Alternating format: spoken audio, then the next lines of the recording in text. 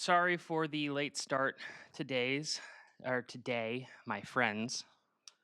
Slurring my words already. Um, yeah, it's been a weird, busy day. Okay, so um, let's go ahead and get started. Make sure that I'm in focus here. Just clicked away.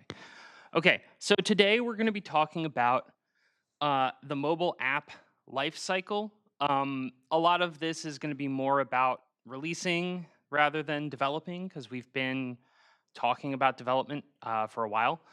Um, but we're also later on we're going to talk about documentation, and we're going to talk about the App Store and App Store Connect and what it looks like to actually send your build out to Apple.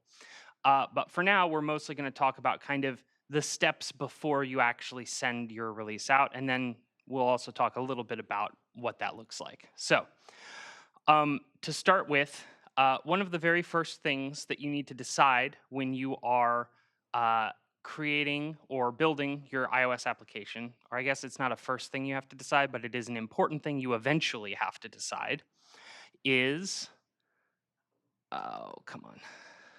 Yeah, it doesn't work. Of course. Oh, nope, there it is. It's just delayed. Okay. iOS versioning. So, we've talked about app version before, right? Semantic versioning, major, minor, and patch versions, and how you can use semantic versioning with packages to, properly handle breaking changes to your APIs, right? Um, We've also a little bit touched on how you can use versioning with apps and app releases. It's very similar, right? But instead of it having to do with public breaking APIs, it's more, oh, if you go from version 1.0 to 2.0 or 1.34.2 or whatever to 2.0, your users are going to expect a really, really big change. That's not what this section is about. This section is about the iOS version that you target. So we're talking about the minimum iOS version that your app is allowed to run on, okay? So why does this matter, right? Well, there has been some fragmentation in the iOS ecosystem, nowhere near as much as in Android, obviously. In Android, you have so many different devices running so many different versions of Android that you kind of just basically have to target really old versions of Android if you want to be able to support a large enough user base. In iOS, users tend to upgrade pretty quickly to newer versions. However, you do still have some folks on older phones that won't actually go up to the latest version. So you have to consider whether or not you're going to be supporting them. There's also a fragmentation of features and feature sets. For example, Swift data, which I have taught you, is only available on iOS 17 plus. So you have to pick minimum target version of iOS 17 or hide any work that you do in Swift data behind macros and other things that say, oh, only use this if we're on iOS version 17. And if we're on iOS 16, don't use this code. Do something else. Do a fallback, right? Um, so that's Swift data. That's on 17. Swift UI is at state object, which we actually don't need to use anymore because of the observation. Hey, you're good. Because of the observation protocol, the observation framework that came out with Swift data in iOS 17. Now you can use just at state on an at observable object, on an at observable type to get the same effect as this. But before that, if you need to use state object for whatever reason, that's only available on iOS 16. Swift UI became available on iOS 15, and so on and so forth, right? So there's a little bit of that you have to worry about. What features and functionality do you want to use in your app? And you have to weigh that against other factors. This has impacts to your development and testing as well. When you are developing for older target versions, such as iOS 16, and you want to use a new feature, for example, Swift Data, or at state on an at observable, you need to, as I said, mark it with a macro and break your code up into kind of different sections and have fallbacks to other pieces that work correctly in iOS 16 and older, and so on. That impacts your development. It also impacts your testing. If you're supporting multiple versions back of iOS, like 16, 17, and 18, for example, your minimum version is 16. You need to test your app on all versions of iOS to make sure that it works correctly, right? If you want to be a good professional developer, which I assume we're all looking to do. I guess you could strive and desire to be a bad developer, but I shouldn't bring value judgment into it. I'm sorry. Anyway, point being, when testing, you have to test 3 times rather than 1 time if you're only targeting one major version. So how do you pick, right? Well, one of the main things that you're going to want to consider is your current market share breakdown, okay? So right now in the United States, as of this morning when I found this, right? There's a stat counter website you can go to get this information for like Windows and Mac OS and Android and stuff. We see that 71.9% of users in the United States are on iOS 18.3, that 4.86 are on iOS 18.1, that 2.52 are on iOS 18.4, 1.74 are on iOS 18.2, right? And then there's all these other things as well, right? The other category is older versions of iOS that are no longer supported by Apple, okay? So 10% of users are on ancient versions of iOS, quote unquote ancient, being 2 years. Apple tends to provide security updates for up to 2 versions back of iOS.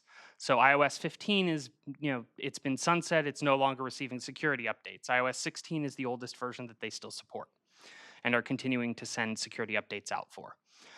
So, yes, so those are those people, right? That's that 10%. So if you target, as your minimum target version, the major version 18.0, for example, you're capturing, 70 plus 5, that's 75, plus 2.5, that's like 77.5, plus 2, so 79.5, right? Something like that. Yeah, it's like 80%. You're covering like 80%. And I don't know if these numbers add up to 100, but whatever. Anyway, you're targeting like 80% of the iOS user base, right? If you set your minimum version to 18.0. And, so you're getting a lot of people. iOS users tend to upgrade pretty quickly. It's not like on Android. If you look at the same version of this for Android, it's a much more distributed graph. It's not nearly so top heavy, right? You will also note, of course, that 18.4 is one of the smaller ones, right? And that is the latest. So, but that is a minimum version upgrade. Typically, when you pick your version, you target a major version, not minimum versions. So you can, however, target the absolute latest, in this case 18.4. Most people tend not to do that. You tend not to go after your absolute minimum latest, minor version, because as you saw in that graph, that means that you're losing 98% of the iOS user base. They will not be able to update your app until they update their OS. So also, usually, minor versions don't include big, cool new features that you want to use so badly that you're willing to drop 98% of your potential user base, right? Major versions typically come with some really cool new features that you'll want to use, but minor versions often come with patches and fixes and little security updates and that sort of thing. So this tends not to happen, right? You could target the latest major version, for example, 18.0. If you set this as your minimum version target in Xcode, then 18.0.1 or 18.0, 18.1, 18.2, 18.3, and 18.4. Anyone with those versions of iOS on their phones can run your app. They can download and install it, and they can run it. This tends to be very, very common as a strategy, just picking the current latest major version or doing so on a slight delay, waiting until 18.1 comes out or 18.2 comes out before targeting 18.0. That way, Apple has a chance to kind of fix and patch any major issues that they introduced. Very early adoption of brand new versions tends to be a little bit riskier. But if you're a small, agile mobile team, such as, I don't know, an individual releasing an app on the store all by yourself, you tend to feel flexible enough to do something about that. If you're a Fortune 500 company who has, over 150 app developers all contributing to a single code base, that's a little bit riskier. It's a little harder to kind of make a change and steer the ship, right? And it's considered really, really bad to change your major version target like backwards, to go from like 18.2 to 18.0, or something like that, like to roll back, because then people were able to, download it and then they couldn't. So yeah, that tends to be very common on the App Store, but you won't see it everywhere. Your most common version of this is targeting the previous major version. So whatever Apple came out with the year before, because they come out with a new iOS version every single year, like clockwork in November, right? So right now, they came out with 18.0 in 2024, right? 17.0 came out in 2023. So most apps are targeting what came out in 2023 because it's had a long time to get stable, to be secure, and they don't have to worry too much about any fluctuations or difficulties that arise from 18.0 being relatively new. Now, a lot of folks are probably starting to look at upgrading from 17.0 to 18.0 right around now, at that 6-month mark, halfway through, right? Because at this point in time, Apple's kind of worked out most of the kinks with 18.0, okay? So that's, your kind of standard thing. You'll do a 6-month lag, and then you'll go to the latest major version. But you'll do the previous major version until then. So you'll be on each major version for about a year. You just kind of offset it from Apple by about a month, or sorry, 6 months. What you'll see more so often in kind of very large, as I said, Fortune 500 companies with massive teams, you will see them targeting the oldest major supported version. So they want to remain absolutely secure. They don't want to have their app exist on versions of iOS that have security vulnerabilities. But they also don't want to have to upgrade ever. It is always deprioritized at major corporations because upgrading your app to the latest version, if you're not using any of those features, doesn't provide any business value to the user, okay? And because it doesn't provide any business value, it gets deprioritized. If there's no dollars associated with it, no one wants to do it. Is that correct? Absolutely not. Not from an engineering standpoint. However, engineers aren't making these decisions at big companies, managers are. So you need to make sure that when you're at a big company, you recognize, hey, we're going to be targeting the oldest major supported version, but Apple does deprecate that version after 2 years, right? So 16.0 is going to be deprecated when 19.0 comes out later this year. It's going to no longer be supported. So you will be in charge of making sure that the transition to 17.0 goes off okay in your portion of the code at one of these large companies, right? And you'll need to do that every year. The main issue is because it gets deprioritized, typically you won't be doing it until right before it gets deprecated. And then if you find major problems that require re-architecting or any other, major kind of rewrites like that, you're fucked. So, just keep an eye on it. And as a software engineer, be ready for when it's going to happen and have a plan in mind, and maybe start kind of doing little upgrades as time permits, well before you are required to. And then, of course, the last and least used but still somewhat common strategy is to target the oldest major version that Xcode lets you pick. Right now, Xcode does let you target 15.0 because technically there are still iPhones that can run 15.0 out in the world. Yeah, Apple typically will trail like one further version behind their security updates that they allow to continue to exist. And those versions, that's that 10% other, right? When you have a large corporation doing an enterprise app that's not on the App Store, you might run into someone using this because they really just, again, the less upgrading that they can do, the less they will do, right? So if it's an enterprise app, it doesn't have to be on the App Store. It doesn't need to be security compliant, and they don't consider security to be a big issue. They just won't upgrade, right? It just won't get prioritized. So, but if you're being an individual developing, you're going to look at something in between these two, targeting the latest major and targeting the previous major. And you will probably, want to give the newest major some time before you upgrade to it. But if it has some cool, hot new features that you're like really excited about and you need in your app, then go ahead and upgrade. Just recognize it comes with a little bit of risk.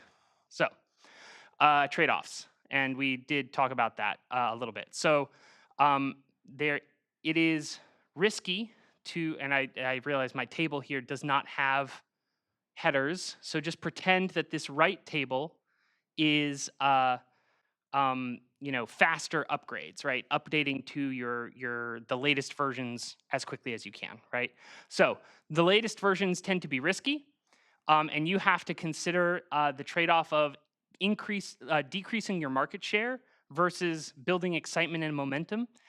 If there are some hot new features that you think are going to really make your app stand out against the crowd of slop that exists on the App Store, right? If you're using some cool new widget that Apple released and you think that that's going to make your, note-taking app look better than Evernote, you're wrong, but more power to you. Then, that might be a good thing to do. And recognizing that you're dropping about 20% of the market potential, right? So that's one thing to consider. The other thing to consider is that you have a higher testing burden versus a leaner and faster testing. So this is so weird. I feel like my left and my right, it's supposed to be, hold on, I'm just gonna get them all on the screen so that we can just go through this better because they're supposed to be a compare and contrast. Yeah, that's what I thought. Okay. So there's a duplication here that I was trying to split this up. I must have hit Control Z or something. So if you're using an older iOS version as your minimum target, tends to be more stable. You tend to get an increase of market share. You have a higher testing burden because you need to test on multiple different versions of iOS. We talked about that. And very old minimum targets eventually get forced to be upgraded by Apple, right? They will eventually just say, hey, you can't install this anymore. It's targeting too old of a version. It's so insecure. We just don't want it to exist on any phones, right? Then on this side, we have the newer versions of iOS, which are risky in that, Apple might introduce some bugs. They often do in their 0.0 versions. So if you're targeting the brand new 18.0, right when it comes out, there's a little bit of risk. So you need to be ready for that. They do have a beta process for the months beforehand that you can also engage with and be a part of and submit bugs for, and they might fix them in time, but they also might not. You can build up excitement momentum by using brand new features, like I said. You tend to have leaner and much faster testing when you are dealing with the newer version, just because you only have to test on a single version or two, maybe. And you have a lot of wiggle room to let the version fall behind if needed. And this is how those big companies end up getting on the oldest version possible, right? If you ever find yourself up against a deadline and you're like, oh gosh, I really need to get this shipped. It's really important that I send this out. I need to send this out, and it's just, I can't upgrade to iOS 18 right now. I just don't have it in me. I have this final project. I have the final exams. It's just not happening, right? Then it's okay. You can just wait a little bit, right? You don't have to worry about Apple kicking you off of the App Store because your version got too old. Not yet. If you let that happen consistently, eventually you'll get there, right? And then you're just being forced to upgrade and, spend effort when you'd rather be doing it on something else, like studying for your final or whatever. So, cool. Some best practices. Uh, when you are an enterprise, some best practices for your version target, your minimum version target is pick a clear policy and stick to it. Your policy needs to be something like, we target the last 2 major versions, or we target the last 1 major version, or whatever. Basically, that first slide, pick one of those bullets and you stick to it.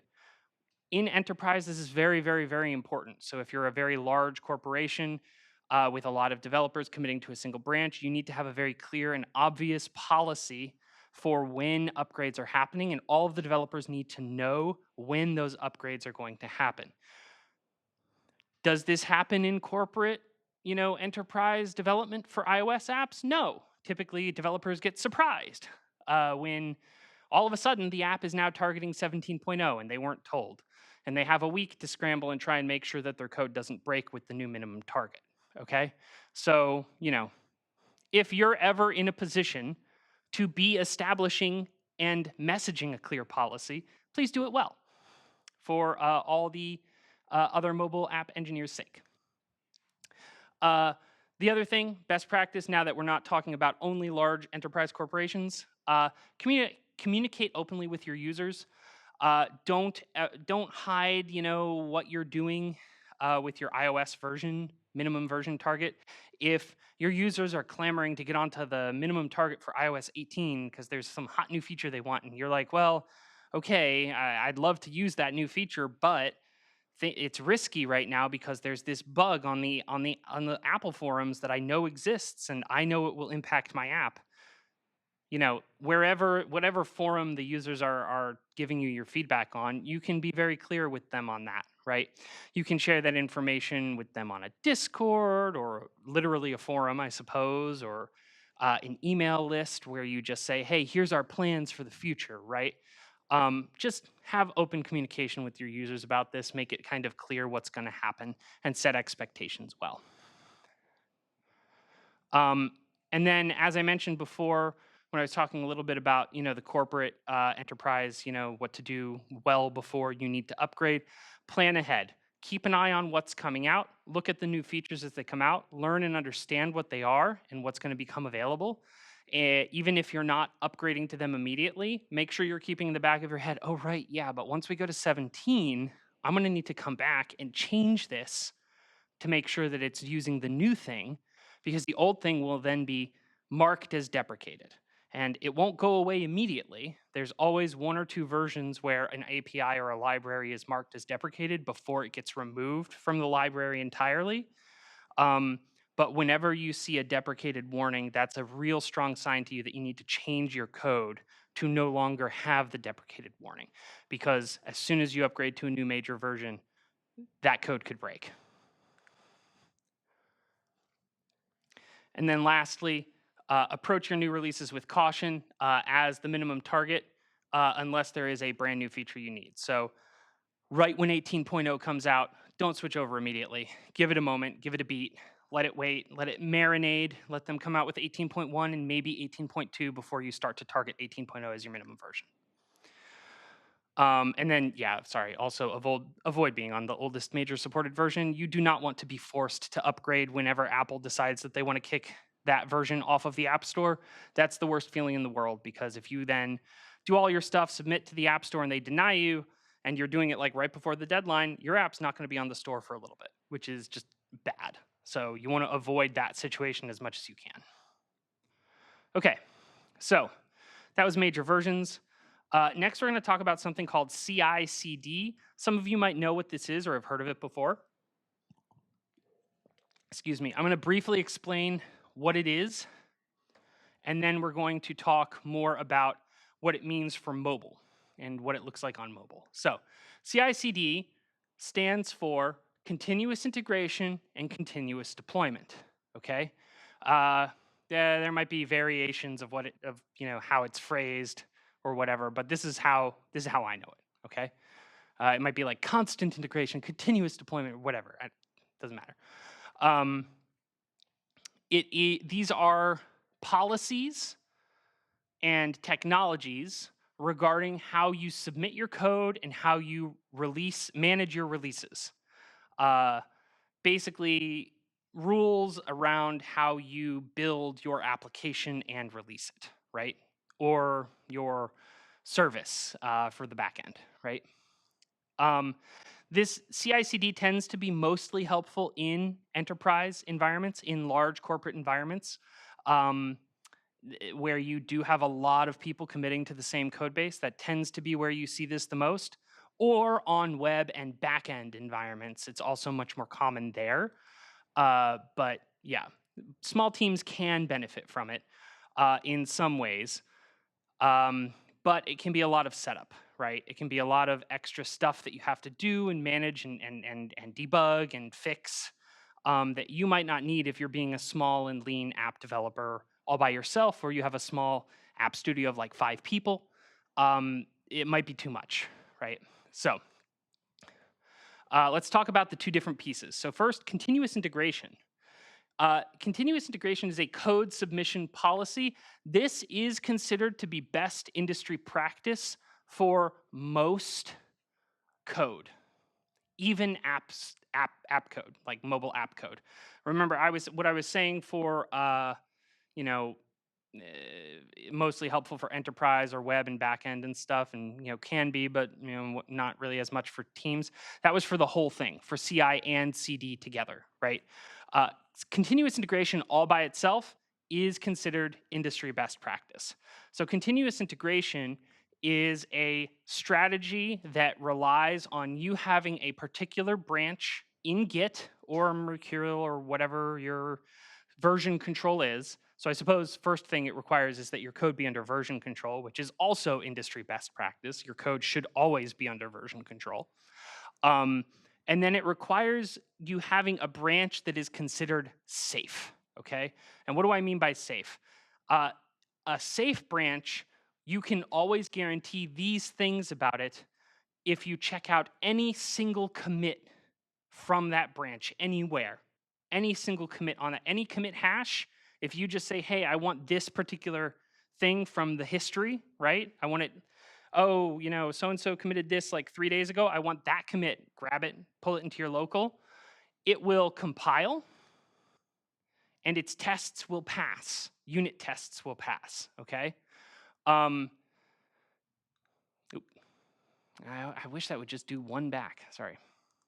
So this basically is the concept that at any point in time, any single release or any single commit on this branch could potentially be released, right? It doesn't guarantee that, right? That's continuous deployment. But continuous integration does guarantee that the code will compile and your tests will pass. Never submit code that doesn't compile. Never submit code that the unit tests don't pass in. That's what continuous integration promises, that that branch that you have decided to make safe is considered safe. Only safe commits go there. Some people will make this the mainline branch, and that's called the trunk style of Git branching strategies. Some people will have things called feature branches, that's like Git flow or GitHub flow or Git no flow. Like there's a bunch of different variants that use feature branches, right? Where there's a specific branch that you cut off from the main line, and then that's considered safe, right? But the point is just that you can check out any commit from that safe branch, and the code will be able to compile and the tests will pass, okay? So a part of continuous integration is also the fact that you can automate the running of integration tests. If you'll recall last class, we talked about how unit tests are fast, and it's important that they're fast, but sometimes you need tests that aren't fast, and in those cases, you use integration tests. But unfortunately, integration tests are slow, which means developers don't like to run them. I don't know about you, but when I finish some work and I'm feeling good about it, I do not want to wait 30 minutes for my integration tests to run and then be told, oh, by the way, there's an error, okay? That seems awful to me. So instead, you can have this where you can commit your change and then you'll get an email half an hour later. But in the meantime, you were doing some other work and you were able to continue to be productive. You didn't have to sit around and wait for the integration tests, locking up your Xcode and keeping you from doing something else, right? So you can set it up so that, either on, on sending a pull request to the safe branch. So before you even commit it, just when you do the pull request, after you create the pull request, then your build system will, on some server somewhere, create a new build and run integration tests against it. And then you can even set up policies that say, hey, you're not allowed to pull, the pull request is not allowed to be accepted if the integration tests fail, right? So you can guarantee also that not only does the code compile and the unit tests pass on the safe branch, but also integration tests are all passing on the safe branch as well, right? So that's one way of doing it. Another way I've seen it done with integration tests is you can have them be scheduled. So you can just have them run every night rather than with a pull request. You'll see this one much more frequently for like UI tests, which are a form of integration tests, but we talked about them as different things because they tend to run much slower even than integration tests do. They'll take a few hours. If the integration tests also take a few hours, requiring the integration test to pass in order to like complete the pull request means that anytime you finish code, it doesn't get committed usually until the next day, which just feels awful as a developer. So sometimes you set it up so that your integration tests just run every night, and then in the morning you wake up, you get a report, you're like, shoot, this one commit broke something last night. It's okay, I know how to fix it. And then you go and you fix it, and you can run that single integration test to make sure that you did fix it. And then you can submit it and it'll run again that night to make sure you didn't break anything else, right? So that's continuous integration.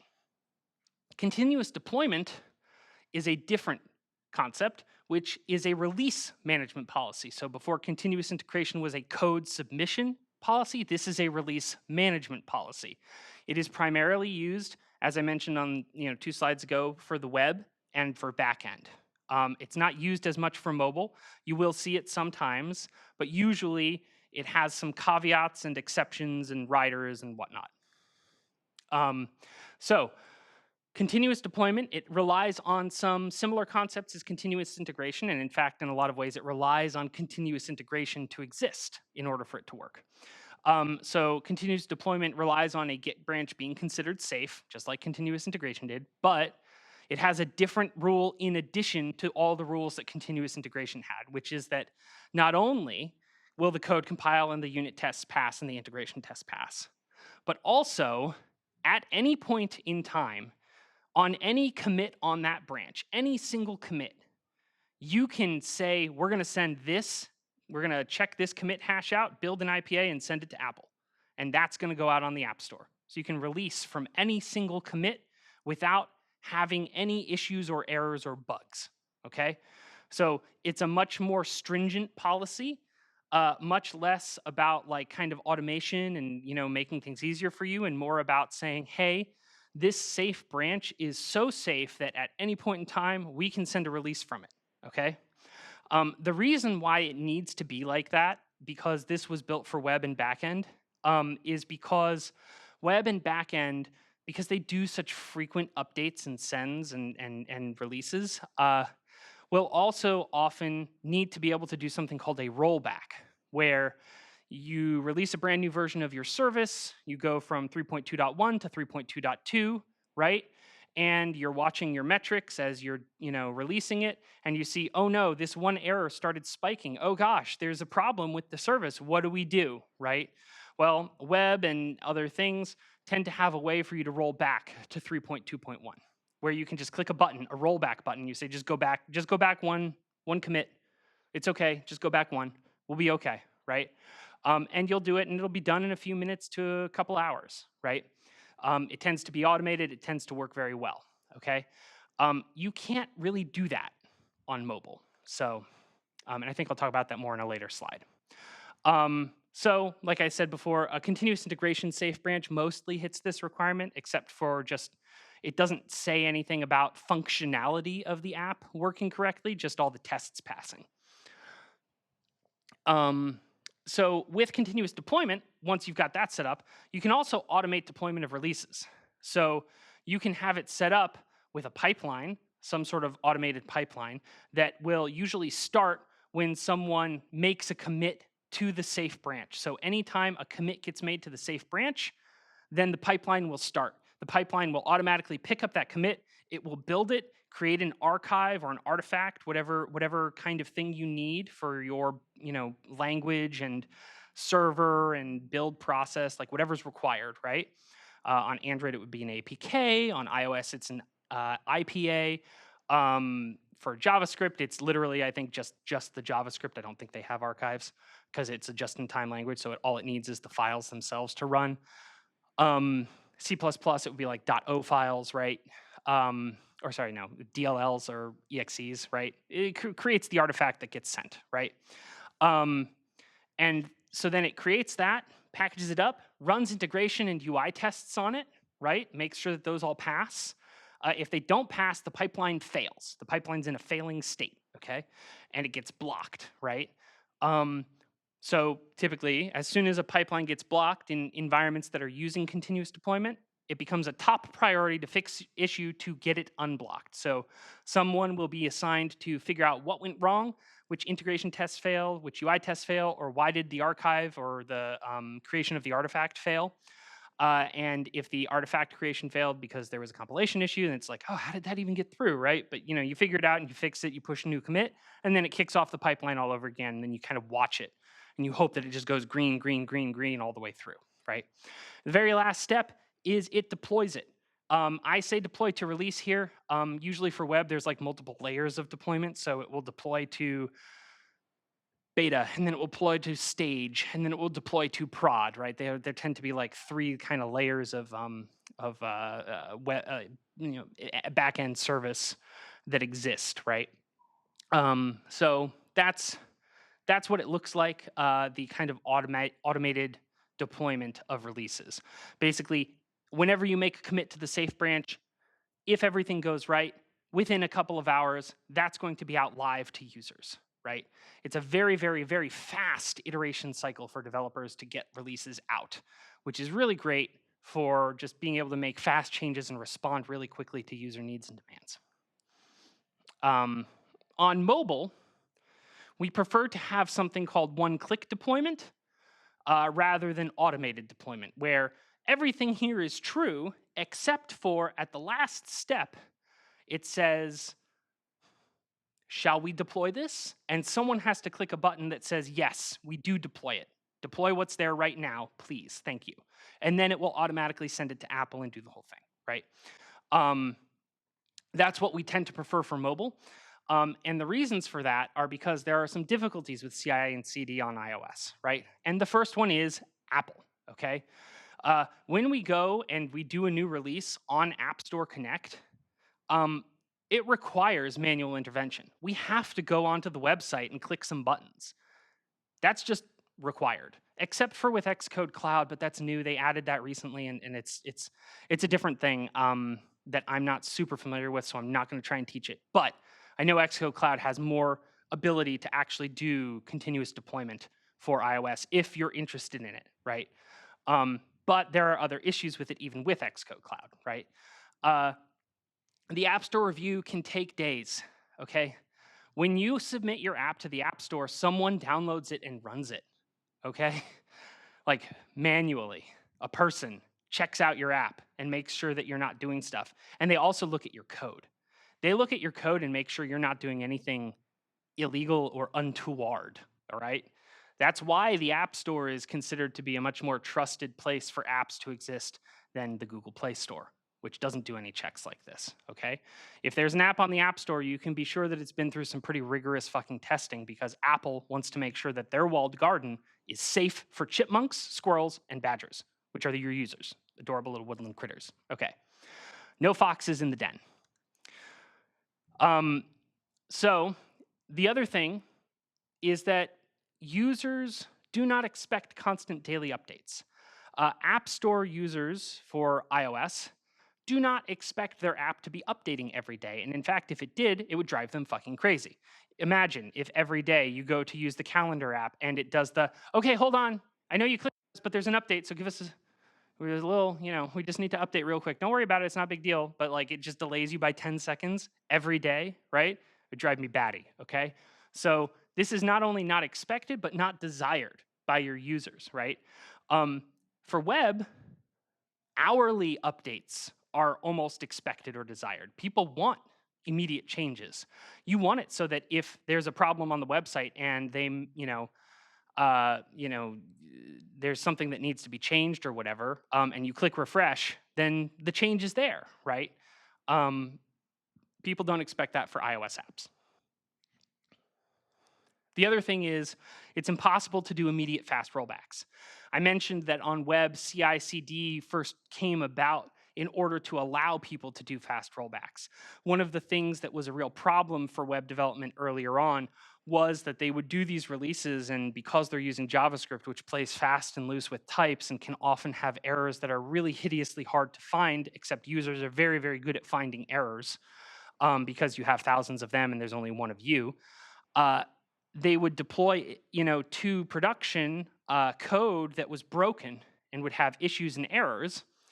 And as a result, they would want to, say, oh gosh, no, let's take that, let's change it, let's take that back, right? Let's do a, new, like let's fix it. Let's go back to where we were. Can't we just hit the rewind button? Like on a VCR. Come on, guys. Yeah, I know I'm old, but don't give me looks like that. Okay, so on YouTube, hitting the left key, okay? Please. Whatever. It's the same thing, right? Go back. We just want to go back and hear that again. We want to go back and we want to see the old version. Let's just go back to the old version, right? That was a lot harder to do before you had something like continuous deployment set up and continuous integration set up. Because you would, you'd release, you'd have your branch and you'd set it all up, but then it wouldn't be exactly clear which commit you'd released on previously. So you'd just kind of guess and pick one, and then that one would have errors because someone actually submitted partway through working on something, or it was like part of multiple commits that were part of a single PR and they didn't squash it, right? Like there's just all sorts of things that could cause issues. So web development wanted to be able to do this thing where they could just press a button and go back to the previous version that they knew worked, the last previous version they knew worked. So that's what CI/CD was developed for. On iOS, in order to do that, we have to basically like do a bunch of revert commits onto the safe branch and then cut a new version number. So we increment our version number because Apple does not let you submit a new app version number that is lower than your existing app version number. They just don't allow it, right? So you have to increment your version number. You have to then submit that to Apple, right? After it goes through your pipeline, you have to submit it to Apple. And then you have to wait for them to verify that everything works. Even though it's a previous version, right, that you had that already worked okay, they still have to do all the checks. And there's a little button that says expedite release, right, that you can check for any new update, Apple lets you use that button 4 times a year. Something like that, right? And that cuts the time for review kind of in half. It sort of puts you at the front of the queue, right? But you only get a limited number of uses of that. So, you can't use it for constantly having to roll back, right? So mobile app development is just not quite the same as back-end server development or web development is, right? So we can't do these immediate fast rollbacks. That said, if you're curious and want to look into it, popular tools for CI/CD currently include, and are not limited to, GitHub Actions, which can tie in very nicely with a GitHub repository. Jenkins, which is it has a really cool logo. It's a butler. He's got one of those like pencil mustaches. He's holding like a platter. He's got a suit. It's very cool. I like it.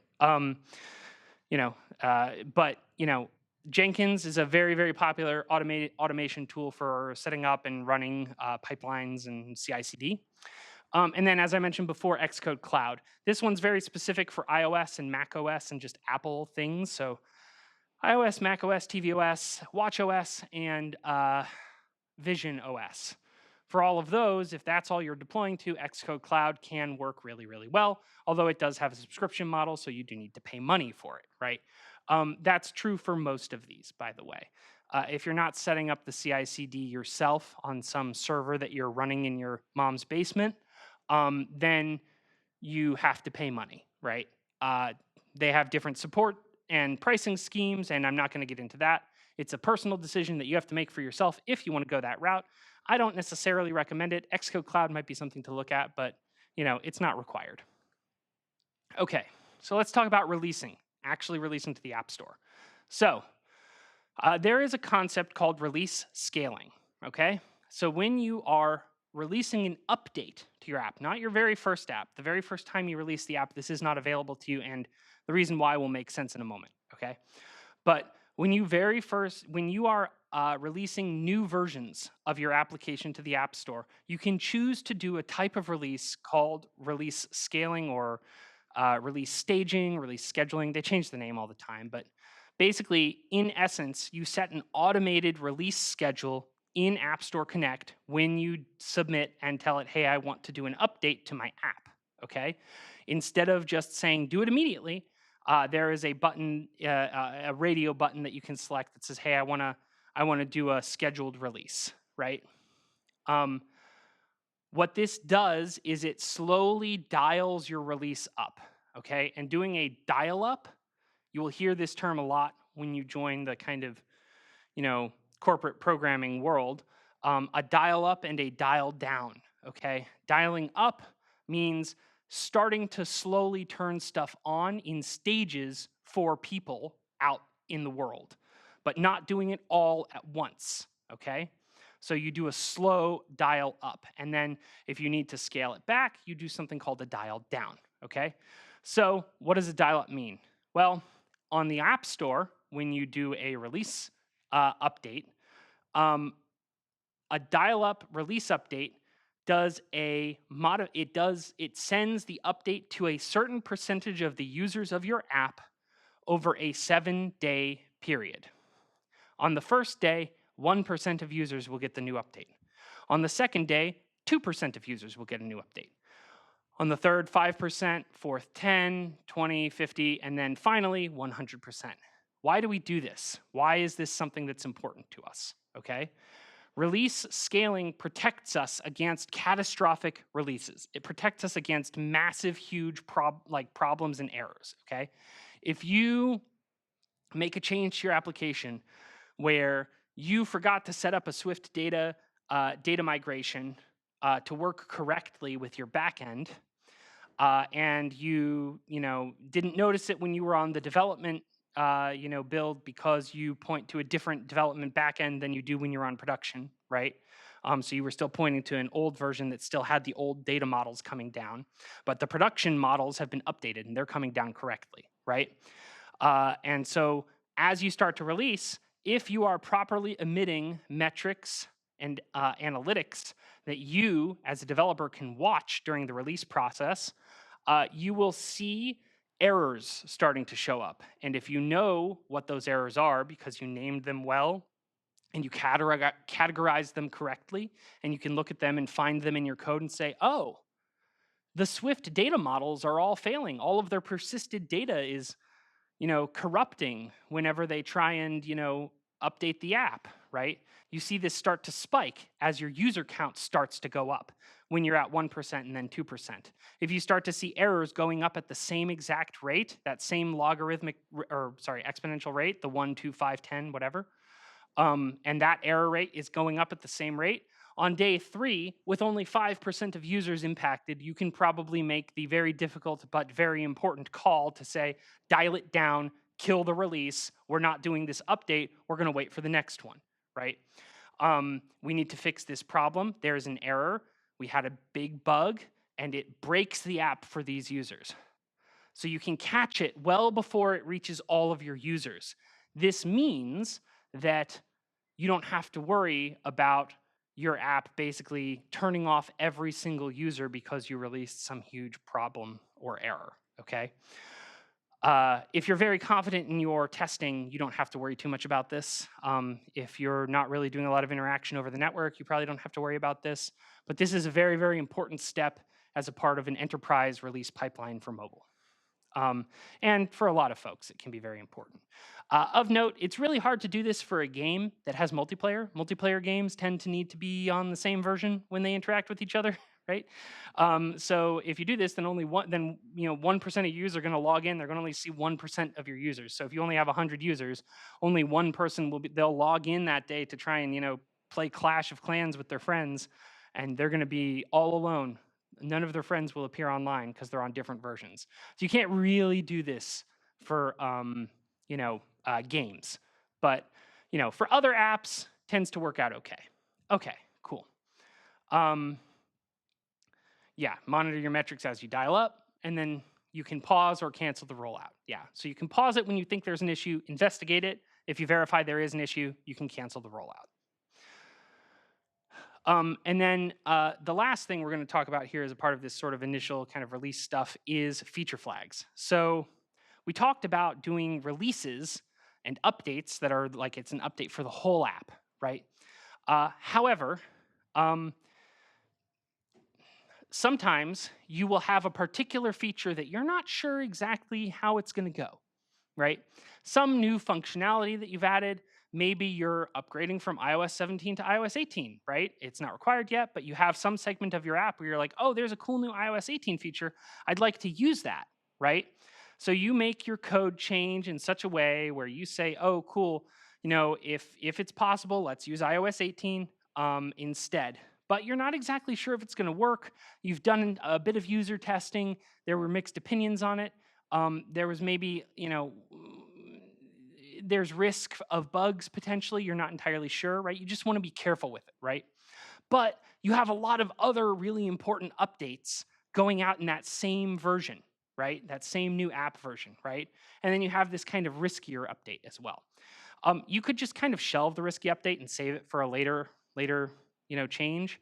But that can be hard to do if you're sort of, not all by yourself as a developer, right? If you've already committed it to the safe branch, getting it off of the safe branch can be kind of a pain, right? So what do? How do we handle mitigating the risk of risky new features, right? We use something called feature flags, and these are also used for something called A/B testing, which we'll talk very, very briefly about. Feature flags allow you, or you start creating feature flags by having a server-side API that you send a message to, and you say, hey, server-side API, I want to show this user this feature. Can I? May I? Please? And the API comes back and says yes or no, right? It returns a Boolean true or false for all features that you have a feature flag for, okay? You can make this a part of your API if you have one. There are also a bunch of utilities and third-party tools that do this for a fee. So you can look into those as well. Apple doesn't provide any feature flagging functionality out of the box. They really should, but they prefer to not do that sort of thing. It tends to be best practice, but whatever. So the app asks the server on startup, when the app starts, hey, server, can I show cool new widget number 3? And the server will say yes or no, right? This does, of course, sort of require that there is an internet connection available, right? If your app is offline, if the user is offline when they start the application, then you need to have some sort of default value that's considered safe, right? Usually no, right? And then they won't see it until they get an internet connection, and then you're able to update this feature flag, okay? So then you basically get this flag back, and you sort of put this if block around the start of your feature, and you just say, only show this feature to the user if the feature flag is on. Otherwise, fall back to the old experience, or don't show any experience at all, because this is a whole new functionality that we're adding, okay? By doing this, you can then, if your backend is set up well and can track the users who are sending these requests, if the user says, hey, I'm such and such unique ID user, can I please show this feature or not, right? Then instead of just having it be your backend API just says yes or no for everyone, you can have it do a dial-up, just like the release dial-up, where you have a 1% of users get a yes, 2% of users get a yes, 5% get a yes, 10% get a yes. And you can do the same thing where you keep an eye on your metrics and you make sure that that feature flag that you've turned on isn't breaking anything, okay?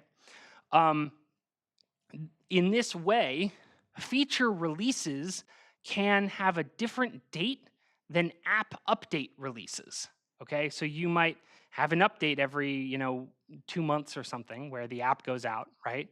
And then after the app goes out and it's been dialed up to 100%, then you get the green light to be like, all right, it's time to try your feature, right? And so you start to dial it up and you keep an eye on your metrics, you make sure it's all good. And then if it is, you set it to 100. And once it is at 100, you want to make sure that in whatever the next release is, you remove the old code, you remove the feature flag, and you remove that if statement, okay? Cleaning up old dead feature flags is another thing, like updating to a new version of a new minimum target version for iOS that tends to get deprioritized in corporate environments. Have a spine, have a backbone, tell your manager it needs to get done, and that it won't take you very long to do it. Hopefully that's true. If it does take you very long to do it, you're kind of up shit creek without a paddle. I'm sorry. It shouldn't if it's well designed, but sometimes it can be very difficult if the feature covers a lot of different parts of code. So this is one of those things, again, you tend to see this more in corporate enterprise environments. However, there is a use case for feature flags beyond corporate enterprise environments for you as an individual. If you are less worried about the risk of the feature and bugs and issues and metrics and stuff, and you're more worried about, I don't know if this is a good idea or not, and I want to see if people like it or not, right? What you can do is something called A/B testing. A/B testing is basically you segment your users into group A and group B. 50% of users get experience A, and 50% of users get experience B, okay? Now, with a feature flag, it's more like we're turning something on over time. With A/B testing, when you have a brand new feature, if there's 2 ways that you can think of where you kind of want it to be, but you're not really sure which one's right, you can build it both ways.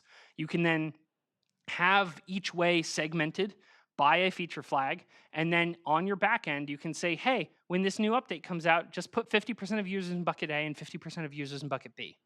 And then, if your metrics are set up right, which bucket those users are in for that particular feature gets tagged as a part of any metrics that you send to your backend.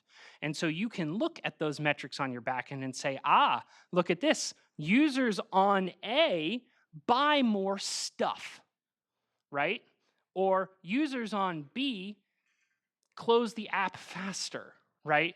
If you have those metrics. And again, you do need that data to be getting sent to the backend. You need to have some metric tool that you're looking at this information with. But if you set it up correctly, you can learn a lot about how the change that you're making, or the 2 different ideas you have, or 3, you could do ABC testing, or ABD, or ABCD, right? You could have multiple variations of it, right? You can see how that changes user behavior at scale. And because you're seeing how it's different at scale, you get a feel for what it is that users want and what users like, okay?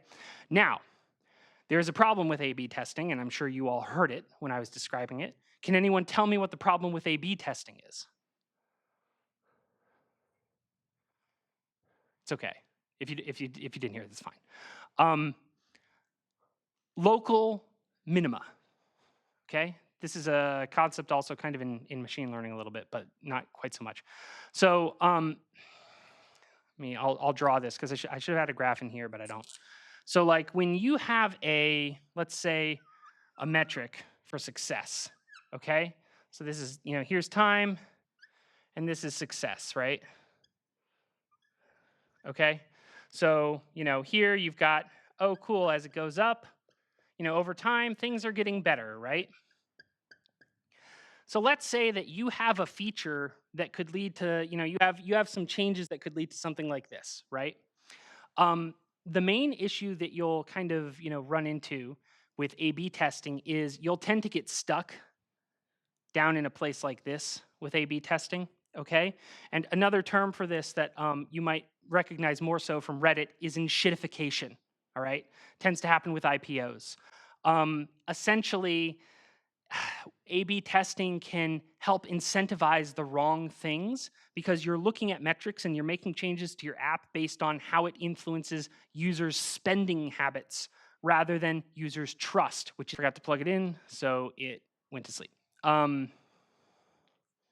Right. So you can end up basically targeting kind of something that's the right thing, right? It's a goal that you have, it's something you want to look for, it's something you want to increase. But if you focus only on that and don't look at the bigger picture, you can end up getting stuck making your app worse and worse and worse. And eventually you lose all your users. Okay. You can kind of see that happening with things like Facebook, Prime Now. Like I said, enshittification, when a company IPOs, it tends to change its goals, and those goals tend to be more focused on money and only money rather than long-term gaining market share, earning trust from customers, and then expecting the money to follow, okay? So that's feature flags. And that's it. That was actually, it was very close to the end. So, I don't know, I did this recording, but yeah, it's like a tiny little bit. Are there any questions about any of that before we take our break? I know this was a little bit of a long one, so apologies for that. Cool. All right, we're break. We will sync back up again